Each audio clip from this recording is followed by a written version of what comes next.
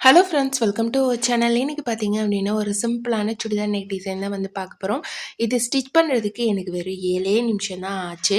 அவ்வளோ ஈஸியான ஒரு சிம்பிளான ஒரு சுடிதார் நெக் டிசைன் தான். இப்போ கேன்வாஸ் கொஞ்சம் எடுத்துருக்கிறேன். இதில் பார்த்தீங்க அப்படின்னா 2.5 இன்ச் கழுத்தோட அகலம், கீழே பார்த்தீங்க அப்படின்னா 5.5 இன்ச் வந்து இறக்கம் வந்து வச்சுருக்கேன். ஃபஸ்ட்டு நம்ம வந்து இப்படி பாக்ஸ் ஷேப்பில் போட்டுலாம். பாக்ஸ் ஷேப்பில் போட்டு ஸ்ட்ரைட்டாக கொண்டு வந்து இந்த மாதிரி கீழே மட்டும் ஒரு சின்ன கட் கொடுத்துட்றேன்.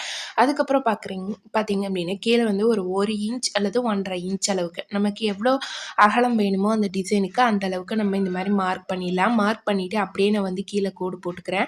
போட்டுட்டு கீழேயும் அதே 1.5 இன்ச் அளவில் இந்த மாதிரி மார்க் பண்ணிவிட்டு இந்த சைட்லேயும் 1.5 இன்ச் வர மாதிரி மார்க் பண்ணிவிட்டு சேம் அதே ஷேப்புக்கு கீழேயும் வந்து அதே டிசைனை நம்ம வந்து பேட்டர்ன் பண்ணி வரைஞ்சிக்கலாம். இப்போ பாருங்கள், இதுதான் வந்து இதோட நெக் டிசைன்ஸ்.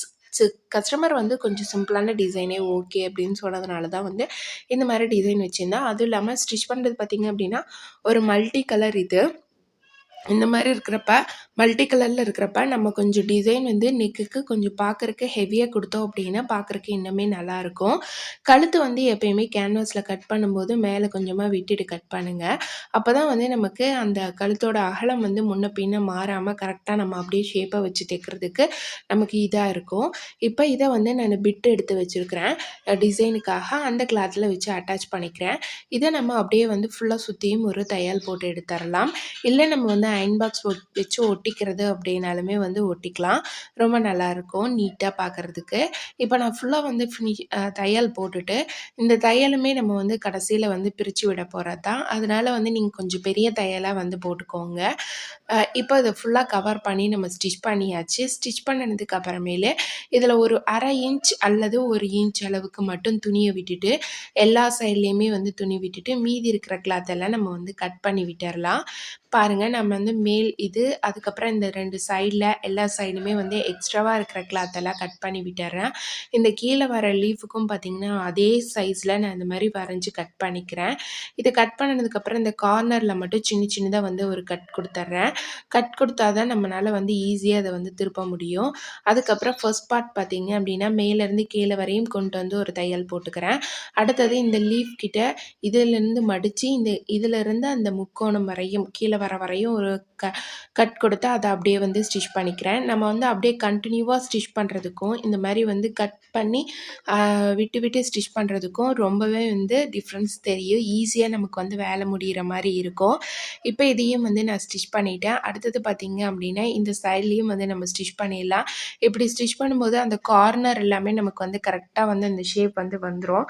இப்போ இதுக்குள்ளார இருக்கிற நம்ம சென்டர் பாயிண்ட் மார்க் பண்ணிவிட்டு இதோட டாப்போட மெயின் கிளாத்தில் பார்த்திங்க அப்படின்னா நான் வந்து லைனிங் அட்டாச் பண்ணி வச்சுருக்கிறேன். இப்போ நம்ம பேக் சைடு திருப்பி வச்சுக்கலாம்.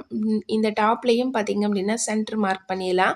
மார்க் பண்ணிவிட்டு இதை லைனிங்கில் வந்து திருப்பி வச்சதுக்கப்புறமேலு ஒரு பின் பண்ணி எடுத்துக்கலாம். அப்போ தான் நமக்கு வந்து ஸ்டிச் பண்ணுறதுக்கு ரொம்ப ஈஸியாக இருக்கும், நகராமல் இருக்கும் கிளாத்து.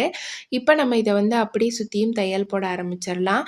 நான் வந்து நெக்கோட ரெடி அளவு 2.5 இன்ச்சுக்கு எடுத்துருக்கிறேன். அதில் வந்து பார்த்திங்க அப்படின்னா ஒரு 1/4 இன்ச் அளவில் பிடிச்சி தைக்கிறேன் கேன்வாஸில். அப்போ நமக்கு 2.25 வந்து வந்துடும். நீங்கள் வந்து உங்களுக்கு 2.5னா 3 இன்ச் வேணும் அப்படின்னா நீங்கள் வந்து ஒரு 1/2 இன்ச் அளவுக்கு பிடிச்சி தையுங்க.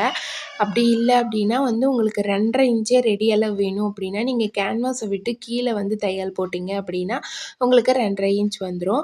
இந்த மாதிரி தான் வந்து நம்ம நெக் வந்து பார்க்காம நம்ம ஸ்டிச் பண்ணுறதுனால தான் ஒவ்வொரு இதுலேயும் கொஞ்சம் கழுத்து வந்து கழண்டுட்டு போகிற மாதிரி வந்து ஆயிடுது. அதனால் இந்த மாதிரி நீங்கள் வந்து உங்களுக்கு ரெடி அளவு எவ்வளோ வேணுமோ அதுக்கு மெஷர்மெண்ட் பண்ணி நீங்கள் வந்து கிளாத் வந்து கட் பண்ணி ஸ்டிச் பண்ணிக்கோங்க. இப்போ 3 கார்னர்லேயுமே வந்து சின்ன கட் கொடுத்துடலாம். கட் கொடுத்ததுக்கப்புறமே நம்ம இதை அப்படியே திருப்பி விட்டோம் அப்படின்னா நமக்கு ரொம்ப ஈஸியாக வந்து திரும்பிடும். ரொம்ப ஈஸியான மெத்தடில் எவ்வளோ வந்து சீக்கிரமாக ஸ்டிச் பண்ண முடியும் அப்படின்னு பார்த்தீங்க அப்படின்னா ஒரு 7 நிமிஷத்துக்குள்ளார இந்த டிசைன் வந்து நம்ம வந்து ஸ்டிச் பண்ணிடலாம்.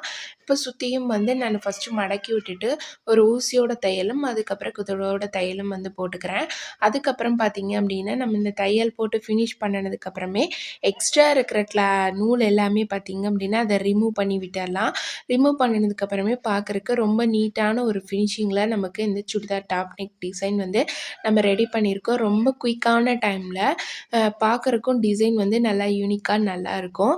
இப்போ இது லாஸ்ட் எண்ட் வரையும் நான் தையல் போட்டுட்டேன். இந்த மாதிரி ஸ்டிச்சிங் சம்மந்தமான விஷயங்கள்லாம் தெரிஞ்சுக்கணும் அப்படின்னா நீங்கள் நம்ம சேனலை வந்து ஃபஸ்ட் டைம் பார்க்குறீங்க அப்படின்னா மறக்காமல் வந்து ஒரு சப்ஸ்கிரைப் பண்ணி சப்போர்ட் பண்ணுங்கள். எனக்கு ஒரு மோட்டிவேஷனாக இருக்கும். பார்க்குறவங்க ஒரு சின்னதாக ஒரு லைக் போட்டிங்க அப்படின்னா இன்னுமே எனக்கு ரொம்ப மோட்டிவேஷனலாக இருக்கும். இப்போ பாருங்கள் ஃபைனலாக வந்து இதோட அவுட்லுக் இப்படி தான் இருக்கும்.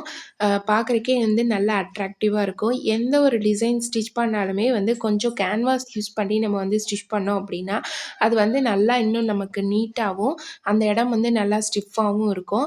இப்போ ஃபைனலாக பார்த்தீங்க அப்படின்னா இதோட அவுட்லுக் இதுதான். எக்ஸ்ட்ரா இருக்கிற தையல் எல்லாமே வந்து நான் ரிமூவ் பண்ணிட்டேன். பாருங்கள் எவ்வளோ நீட்டான ஒரு ஃபினிஷிங்கில் பார்க்குறக்கு எவ்வளோ அழகாக நல்லா இருக்குது அப்படின்னு.